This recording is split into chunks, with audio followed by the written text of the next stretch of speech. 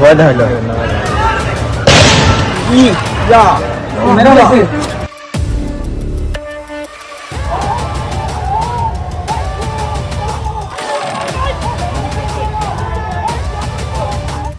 আপনাদের কি মনে হয় এই পুলিশগুলো ভারতীয় নাগরিক আই মিন র এর সদস্য?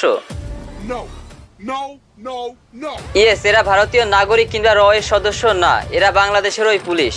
ও আচ্ছা। সত্য বলতে এরা নিজেদের পিঠ বাঁচাতে ভারতীয় নাগরিক এবং র এর সদস্যের নামে গুজব ছড়াচ্ছে।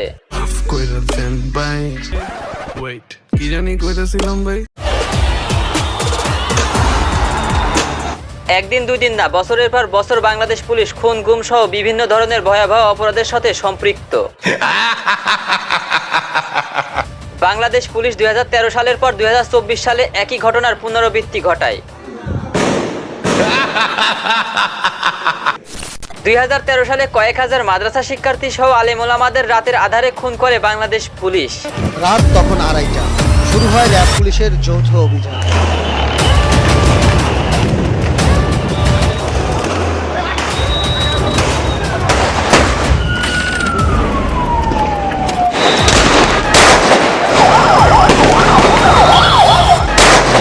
আর 2024 সালে হাজার হাজার বিশ্ববিদ্যালয় শিক্ষার্থীদের পাখির মতন গুলি করে হত্যা করেছে বাংলাদেশ পুলিশ।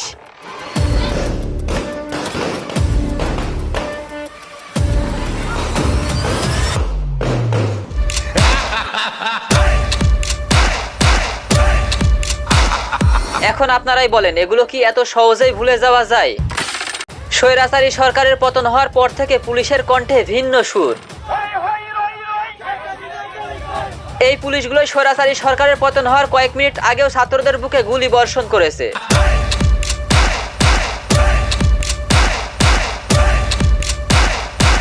যেই পুলিশগুলো সরকারের বিরুদ্ধে কোনোদিন একটা কথা বলে নাই, বরং সরকারের হোগার সঙ্গে তার গদিটা আটকিয়ে রাখার জন্য যা ইচ্ছে তাই করেছে। স্বৈরাচারী সরকার পতন হওয়ার পর থেকে তারা নতুন নাটক শুরু করেছে। 11 দফা দাবি জানিয়েছেন পুলিশ সদস্যরা। আসলে এদের দাবিটা কি?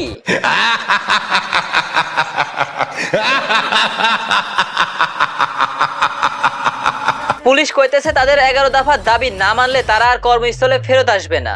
বৈষম্য বিরোধী ছাত্র আন্দোলনে যে সকল পুলিশ সদস্য মারা গেছেন তাদের বিচার না হওয়া পর্যন্ত কর্মবিরতিতে থাকবেন তারা। তোদের আর কর্মস্থলে ফেরত আসা লাগবে না, এমনিতেই বাংলাদেশে অনেক শিক্ষিত ছেলে বেকার। তোদের বদলে এই বেকার ছাত্রদের পুলিশে নিয়োগ দেওয়া হবে। কি বলছো তুমি? আমি সহ বাংলাদেশের জনগণ বাংলাদেশের নতুন সরকারের কাছে অনুরোধ করতেছি, যারা ছাত্রদের উপর গুলি বর্ষণ করেছে তাদের চিহ্নিত করে আইনের আওতায় আনা হোক এবং বেকার ছাত্রদের পুলিশে নিয়োগ দেওয়া হোক। ঠিক বলেছো। বর্তমানে বাংলাদেশ পুলিশ যে 11 দফা দাবি নিয়ে মাঠে আন্দোলন করতেছে, সেই 11 দফা দাবিকে মশলা দিয়ে রিপ্লাই রোস্ট খুব তাড়াতাড়ি এই চ্যানেলে আসতেছে। অপেক্ষায় রইলাম।